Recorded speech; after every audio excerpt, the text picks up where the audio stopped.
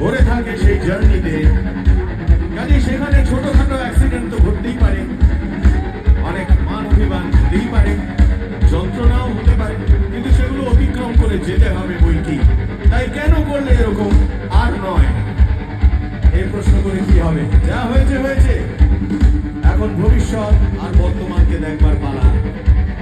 বরং আমি বলি কি, একটা আমন্ত্রণই থাক আমাদের সবার জন্য, আমাদের জন্য তো বটেই, তোমাদের জন্য।